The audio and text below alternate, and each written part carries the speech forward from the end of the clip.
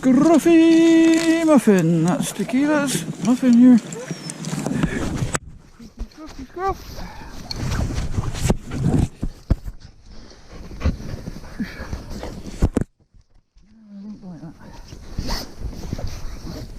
Don't bite the picture maker.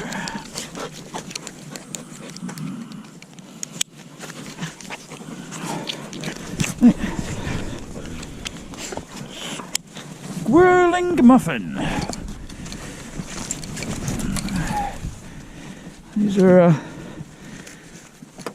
colour coded for fat dogs and skinny dogs. How about a skinny dog? There's a skinny dog. You're not very skinny, are you? Just a medium framed creature.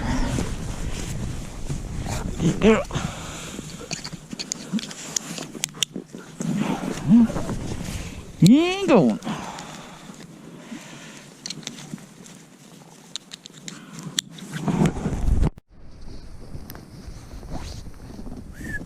Got asked a lot of questions about these harnesses, and without going into too much detail right now, their harness is made more to be like a collar like that and to sit around the dog on their neck, and then to pull on the shoulders and to pull out here from here rather than pulling on this lower part of the back. And I've found over years that we have a lot less injuries when the dogs are pulling off the front end, the stronger part of the skeleton here, than off the weaker part of the back. So I like this shape of harness. I think there's some improvements that can be made, but they're the best that I've found of this type of harness right now. So we use those also in conjunction, just so you know what's going on the line. We don't have any necklines, which you see on a lot of conventional lines attaching the dog to this main line. They're only attached right here at the back.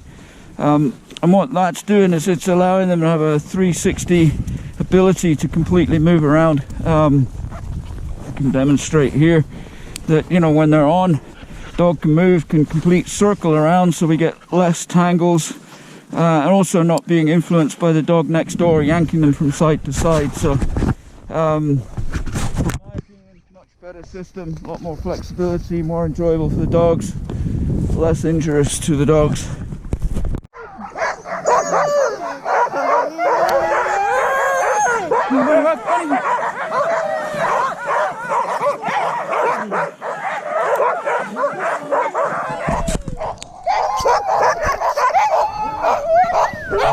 Hey, no.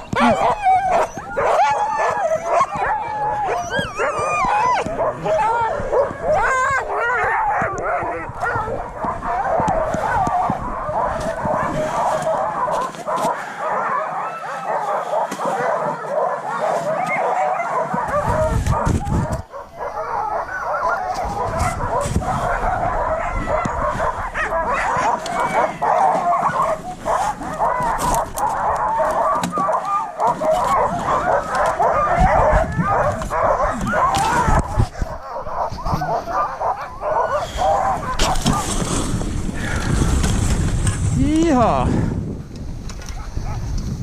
Always the wildest bit is a downhill start in the dark.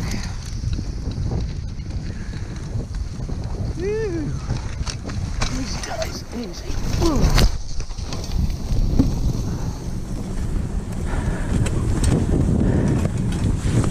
I think we just caught the remnant of the summer horse fence there.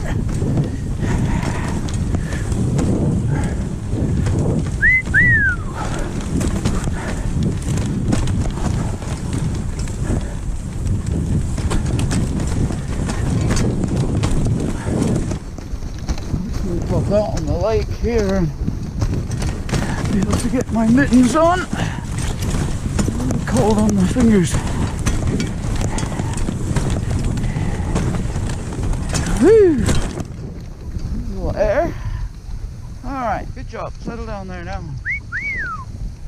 Good dogs.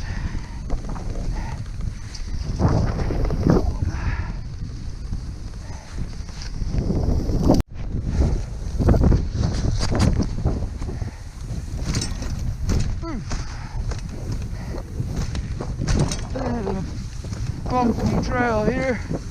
Always like this pretty early in the season, where all these dips get filled in. I can do a bit of a roller coaster ride along here.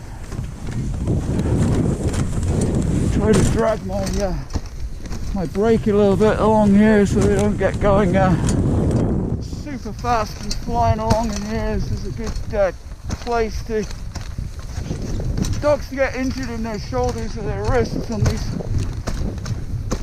bumps on a hard trail when they're a little cold starting out. So air again. A few weeks this will all even out with a few more snowfalls. Oh man, some wind. It will fill in, but right now it's pretty hard.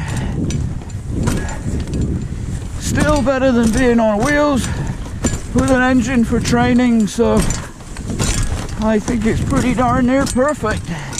Anytime you're out on a sled behind a bunch of dogs, even on a knee-jerking trail like this, is pretty darn good. Can't even let go of the handlebars here to turn the camera off. It's a bit of a hard grip.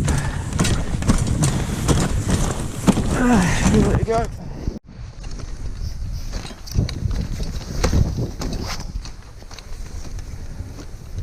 The trail's really hard, and you hear it in a minute. You'll hear the ice. But even though it's been like 35, 40 below a little bit in the last days, still a huge amount of water in the ground. And yesterday coming along here, I was kind of going through, there was water coming through right underneath me. And you'll hear it here in a second on the brake. This was quite deep water there now on that ice. Solid ice now. There. All that there is normally just like a little lake.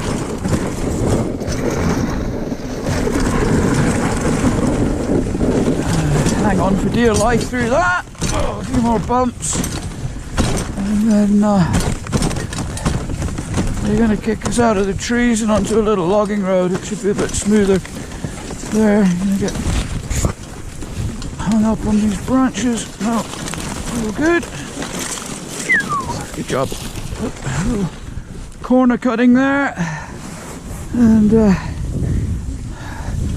brake is still in one piece, and we're onto a nice little smooth trail here.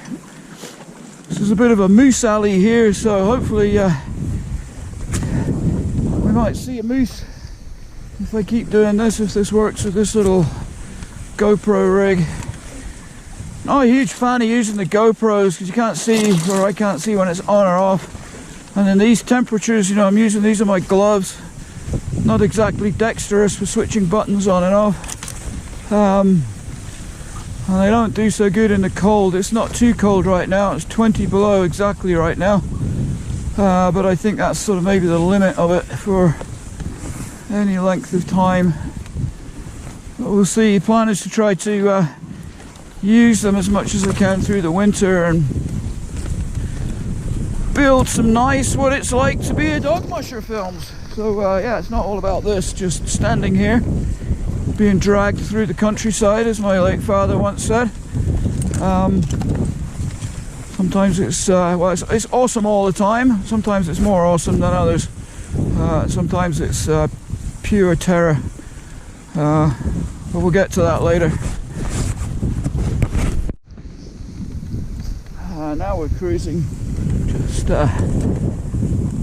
off the tundra bumps and the lake ice and up on a road trail now, so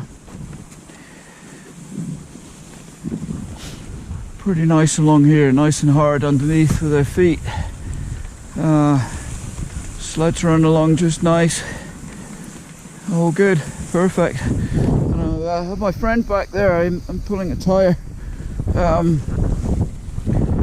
a double effect, it makes it nice. You see it on the way back, nice groomed trail, and just helps me with a little bit of resistance. You know, this is quite a lot of dogs on a short run like this, and I don't like them just running flat out